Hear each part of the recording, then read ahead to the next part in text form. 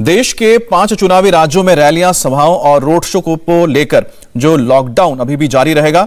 चुनाव आयोग ने कोरोना के हालात की समीक्षा के बाद शनिवार को ऐलान किया है कि चुनावी राज्यों में रैलियों और सभाओं पर बैन 31 जनवरी तक जारी रहेगा।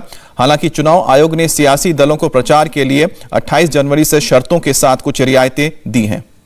चुनाव आयोग ने रैलियों, सभाओं और रोड शो पर बैन के साथ ही राजनीतिक दलों को कुछ ढील भी दी है। आयोग ने डोर टू डोर कैंपेन के लिए लोगों की संख्या अब 10 कर दी है, पहले यह 5 थी। और पहले दौर की सीटों पर 28 जनवरी से चुनाव प्रचार की सशर्त परमिशन दी गई है। खुली जगह पर 28 जनवरी से 8 फरवरी तक 50% क्षमता या फिर अधिकतम 500 लोगों के साथ सभा की जा सकती है। फेज 2 के लिए यही छूट 1 फरवरी से 12 फरवरी तक रहेगी। और इंडोर मीटिंग के लिए लोगों की लिमिट अब 300 या फिर गाइडलाइंस के मुताबिक हॉल की जो क्षमता है उससे 50% तय कर दी गई है। वीडियो वैन का प्रचार के लिए इस्तेमाल खुली जगहों पर किया जा सकता है। खुले स्थान पर वैन को देखने वाले 500 से ज्यादा या गाइडलाइंस के मुताबिक जगह की जो क्षमता है उससे 50% नहीं हो सकती है ज्यादा उससे। इस दौरान ट्रैफिक और लोगों को कोई बाधा नहीं होनी चाहिए, यह भी एक शर्त रखी गई है। अब 8 जनवरी को 5 राज्यों में चुनाव की तारीखों के ऐलान के साथ ही चुनाव आयोग ने 15 जनवरी तक रैलियों और जनसभाओं पर रोक लगा दी थी। अब 15 जनवरी को रिव्यू के बाद रैलियों पर बैन को 22 जनवरी तक बढ़ाया गया था और अब इसे 31 जनवरी तक बढ़ा दिया गया है। सवाल है कि आखिर चुनाव आयोग ने रैलियों, सभाओं और रोड शोज पर पाबंदी को आगे भी जारी रखने का ऐलान क्यों किया? तो इसका जवाब चुनावी राज्यों में कोरोना के बढ़ते हुए आंकड़े हैं, जिन्हें देखने के बाद ही आयोग को लगा कि फिलहाल रैलियों की इजाजत देना कोरोना विस्फोट को इनवाइट करना होगा। आपको बताते हैं कि 5 चुनावी राज्यों में कोरोना का हाल क्या है। सबसे पहले बात हम करते हैं सबसे बड़े चुनावी राज्य उत्तर प्रदेश की, जहां पर पिछले एक हफ्ते में कोरोना के डेली मरीजों की संख्या में बहुत ज्यादा इजाफा तो नहीं हुआ है, लेकिन नए मरीजों की संख्या घटनी नहीं है।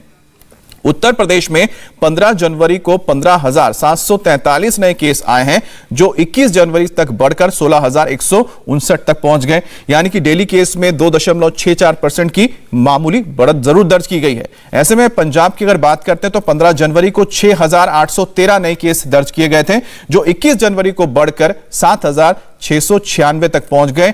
करीब 13% इसमें बढ़ोतरी दर्ज की गई है। उत्तराखंड में 15 जनवरी को 3,848 नए केस दर्ज हुए थे और जो 21 जनवरी को बढ़कर 4,964 तक पहुंच गए। यहां भी एक हफ्ते में डेली जो नए केसेस हैं वो 29% का इजाफा इसमें देखा जा रहा है।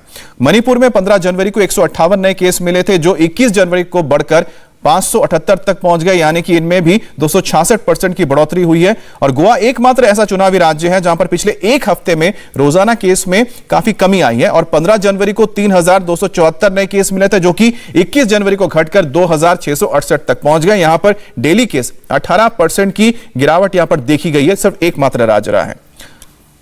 अब चुनावी राज्य उत्तर प्रदेश में पिछले 24 घंटे में कोविड के 16,740 नए मामले सामने आए हैं, जबकि 15,757 लोग डिस्चार्ज भी किए गए हैं। राज्य में फिलहाल एक्टिव मरीजों की संख्या 96,000 से ज्यादा है और पिछले 24 घंटे में यूपी में कोरोना के नए मरीजों के जो आंकड़े आए हैं वो एक दिन पहले के आंकड़े से करीब 600 ज्यादा हैं। इसके साथ ही पिछले एक हफ्ते में यूपी में नए मरीजों के आंकड़े में बहुत ज्यादा इजाफा नहीं देखा गया है। सीएम योगी ने भी कल अलीगढ़ में कोरोना की हालात की समीक्षा की और फिर लोगों से अपील की है कि तीसरी लहर में यह वायरस पहले की तरह खतरनाक तो नहीं है, लेकिन सावधानी बरकरार रखनी है। अब तक जो परिणाम आए हैं मैं उससे कह सकता हूं कि थर्ड वेव खतरनाक नहीं है, लेकिन सतर्कता और सावधानी जरूर मांगती है, क्योंकि इसमें संक्रमण तीव्र है। सेकेंड वेव की तर्ज पर यह लंग्स को सीधे प्रभावित नहीं कर रहा है। हां, थ्रोट को और वायरल फीवर के रूप में जो भी व्यक्ति इसकी चपेट में आ रहा है, अगर उसमें लक्षण हैं तो फीवर की स्थिति रहती है। तीसरे से 5वें दिन व्यक्ति की रिपोर्ट नेगेटिव आ जाती है। पूरे प्रदेश के अंदर भी और अलीगढ़ में भी मैं देख रहा था एक जैसे सिनेरियो है, यानी कुल एक्टिव केस हैं उसमें से मुश्किल से 1% भी लोग हॉस्पिटल में नहीं है। और जो लोग हॉस्पिटल में भी हैं तो उन लोगों की स्थिति खतरनाक नहीं है, यानी उन्हें वेंटिलेटर या ऑक्सीजन की आवश्यकता नहीं, बल्कि उन लोगों को सामान्य नॉर्मल स्थिति में भी आप उन्हें उपचार की सुविधा दे सकते हैं।